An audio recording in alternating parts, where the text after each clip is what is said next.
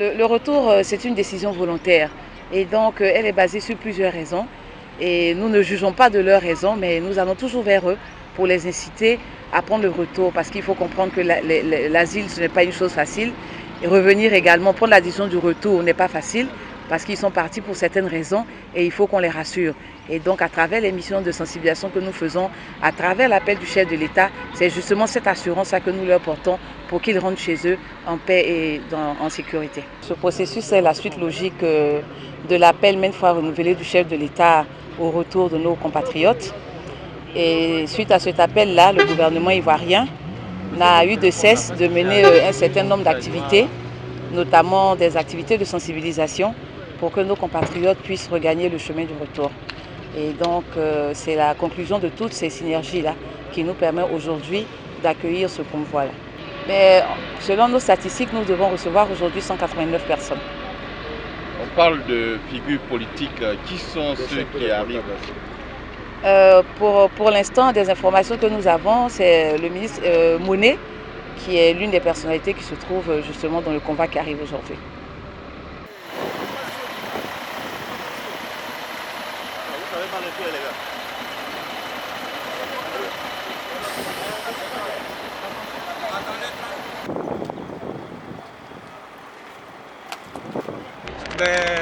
Nous arrivons, le gouvernement est là pour nous accueillir, nous venons pour la réconciliation.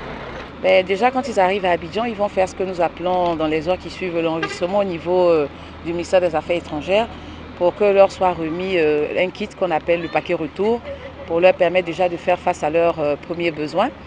Et par la suite, nous allons enregistrer leurs différentes préoccupations et les accompagner vers les différents ministères techniques en ce qui les concerne pour trouver des voies et moyens pour pouvoir venir répondre à ces préoccupations-là. Monsieur le ministre, vos sentiments aujourd'hui, vous regardez? Heureux, c'est la joie de retrouver mon pays après 8 ans. Merci beaucoup. Merci.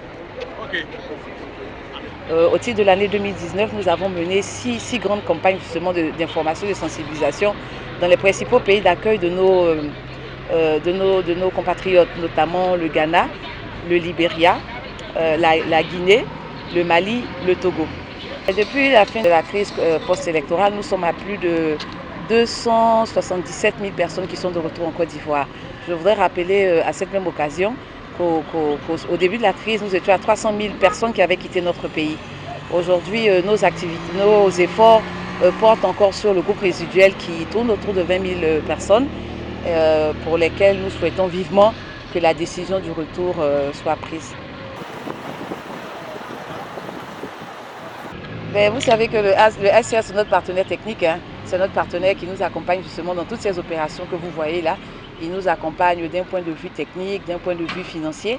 Et donc, c'est une collaboration, une excellente collaboration justement entre cette institution-là et le gouvernement ivoirien. Et c'est également l'occasion justement d'adresser nos remerciements et de la profonde gratitude de l'État de Côte d'Ivoire à cette institution des Nations Unies. Pour nous, le rapatriement n'est pas un exercice logistique. Il ne s'agit pas de mettre des personnes dans des bus et de les ramener en Côte d'Ivoire, mais nous nous assurons que le retour est durable. Non seulement durable, mais irréversible.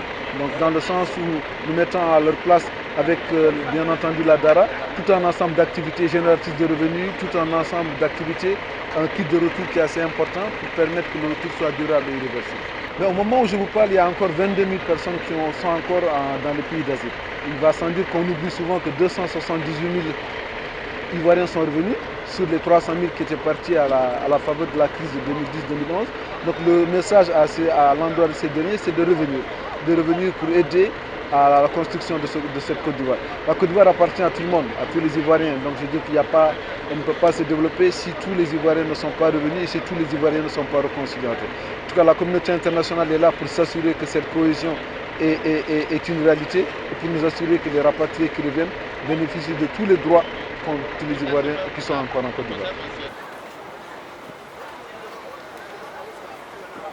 Nous en attendons encore du Ghana, nous en attendons encore du Togo et même du Libéria encore. Oui, c'est vrai. Il est de coutume qu'une fois que vous arrivez à la DARA, nous puissions également vous adresser la traditionnelle Akwaba. Akwaba, soyez la bienvenue chez vous. Nous sommes très heureux de vous recevoir et vous pouvez comprendre l'émotion parce que quand on fait autant de missions de sensibilisation auprès de nos frères, quand on les voit revenir, la satisfaction, elle est immense. Et donc, permettez que je puisse vous dire merci. Merci d'avoir pris l'ampleur justement du message du chef de l'État, d'avoir accepté cette main tendue et d'avoir repris le chemin du retour. Bonne arrivée chez vous. Bienvenue en Côte d'Ivoire à vous. Pour vous qui connaissez déjà la Côte d'Ivoire, je pense que la traversée a dû quand même vous montrer des éléments nouveaux, notamment le pont et quelques travaux sur le bitume. Mais pour nos enfants qui viennent d'arriver, soyez la bienvenue. Le conseil que je pourrais leur donner, c'est de se mettre immédiatement en contact avec les écoles pour pouvoir prendre le cours de la rentrée scolaire. Parce que nous sommes déjà à quelques semaines déjà du début des cours au niveau de l'enseignement. Je voudrais également vous rappeler qu'à la DARA, nous allons procéder à ce que nous appelons l'enregistrement. Voilà, nous allons faire la procédure d'enregistrement. C'est également l'occasion pour ceux qui sont rentrés de poser leurs préoccupations. Donc pour ceux qui n'auront pas d'extrait de naissance, pour ceux qui ont des problèmes de pièces d'identité, pour tout type de problème, ce sera le moment au moment de l'enregistrement qu'il va falloir poser ces préoccupations-là pour que nous puissions les adresser au ministère technique concerné.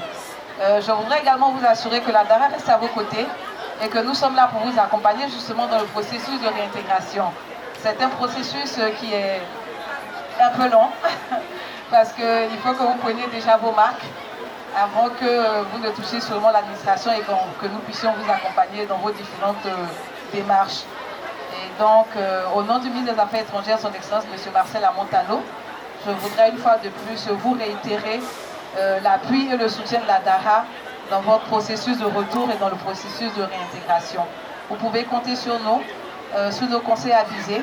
Nous pourrons vous orienter et nous n'hésiterons pas à porter vos préoccupations vers les ministères techniques concernés. Je vous remercie une fois de plus, soyez la bienvenue et que le Tout-Puissant, dans sa grande miséricorde, permette que ce retour-là soit un retour durable et qu'il se fasse dans les conditions les meilleures et que vous retrouviez dans la santé tout ce que vous avez laissé en partant et que ce ne soit que du bonheur. Je vous remercie.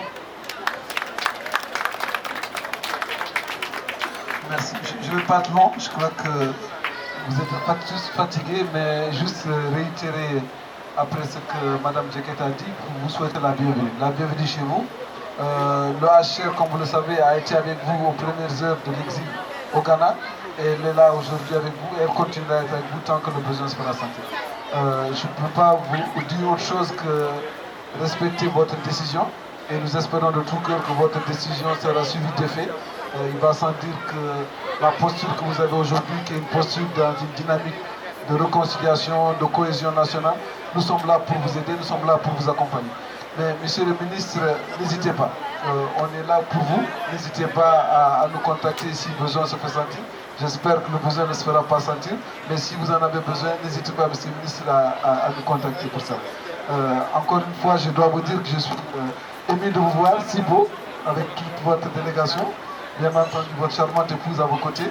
Et je suis content de voir tous ces sourires avec vous. Surtout content de voir l'écrasante majorité d'enfants qui sont là, qui n'ont jamais vu la Côte d'Ivoire. Donc, je ne suis pas ivoirien, mais je connais plus la Côte d'Ivoire qu'eux. Donc, et d'un certain côté, je suis plus ivoirien qu'eux. Mais je suis content de les voir venir chez eux. Et c'est peut-être eux l'avenir, c'est peut-être pour eux que nous faisons tout ce travail. Monsieur le ministre, monsieur le greffier, chers délégations qui sont venues les accompagner, en tout cas, vous pouvez compter sur la chaire pour votre réintégration dans votre tissu socio-économique. Encore une fois, merci et à quoi va, comme on dit en Côte d'Ivoire. Merci.